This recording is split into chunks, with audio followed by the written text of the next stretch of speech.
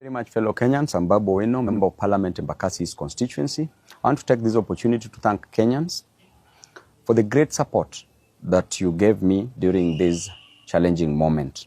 I was arrested on Tuesday, the 18th day of July, 2023 at Jomo Kenyatta International Airport around 9 p.m., handcuffed, blindfolded, and thrown in a boot of a Subaru car, driven in the middle of nowhere, put in a solitary confinement. For 3 days, I went without food. No, I wasn't given my family, no access to my lawyers, to my legal representation. I did not take bath. I did not take water. And that was a very inhuman treatment accorded to me. If a member of parliament can be treated in a very harsh way, what is happening to normal Kenyans? I want to take this opportunity to condemn such acts. The only mistake I made was to fight for Kenyans. And as a leader, an elected member of parliament, I'm a voice of the voiceless. I'm a messenger. You can kill the messenger, but you will never kill the message. You can harass the messenger, but you will never destroy the message that is delivered. And if fighting for Kenyans is what will cost me my life, so be it. I'm an elected member of parliament whose role is to fight for Kenyans, is to fight for the downtrodden, is to fight for the people who are languishing in abject poverty, is to ensure that I deliver the best to them. And that is what I've been doing. Since I was a student leader, I was fighting for the interest of Kenyans, and I will continue fighting for the interest of Kenyans. I will never be gagged. And in fact, what you're doing to me and what you're doing to other leaders will just catalyze this reaction. We will do it even better. We will ensure that we will never be intimidated, we will never be cowed. As you can see, there are very harsh conditions in this life. Life is unbearable. The cost of living must come down. The price of fuel must come down. The price of hunger must come down. The price of other commodities must come down. A good leader is one who ensures that his people do not suffer. Subjecting people to these harsh conditions, to suffering, means that you are fighting for a personal interest.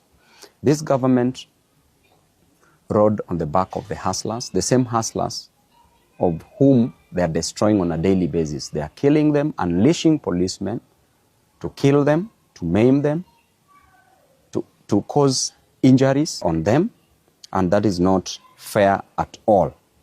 On a daily basis, you blame Raila to be the cause of the deaths of the people. Raila did not give instructions to the police to use brute force, to use the extrajudicial means to gag people from fighting for their inherent and inalienable interest, not only spiritedly but also religiously. Never blame Raila on this, because Raila is not in government. Raila did not take the price of hunger to the ceiling. Raila has not raised the cost of living. You as President Ruto, you as Rigathi Gachagua, what you are doing to the people is to deny them their fundamental human rights. In addition to that, you are killing them. You are destroying them. These hustlers, what will you tell them in 2027? How will you explain to them that you are the same person who used to fight for their interest, that you are the same person who condemned the extrajudicial killings? How will you explain to these hustlers? And I can tell you, even in the Bible itself, a story is told in the book of 1 Kings from chapter 12. When King Solomon had passed on, because King Solomon passed on after increasing taxes, there was heavy burden on the people. And after he passed on, his son, Rehoboam, took over. People went to Rehoboam as the new king and requested that the burden be lifted from their shoulders, that the cost of living to go down. And I invite you as Ruto to read this book, because it will teach you a lot.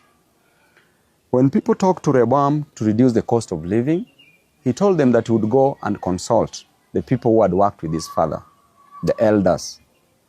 When he went to the elders told him to listen to the voice of the voiceless, to listen to his people and reduce the cost of living. His father went to the young men whom he grew up with, his age mates, who advised him that he should be harsh on the people. He went back to the people, told the people that I have a solution for the heavy burdens on your shoulder, and the solution is simple. That number one, my little finger is thicker than my father's waist. That is what Rehoboam told the people. Number two, he said, if my father used whips on you, I will unleash scorpions on you. The third thing that Rehoboam told the people is that if there is heavy burden on you, I will make it heavier. This made people to rebel. Because of the harsh treatment of the people, it led to the 12 tribes being divided into two kingdoms.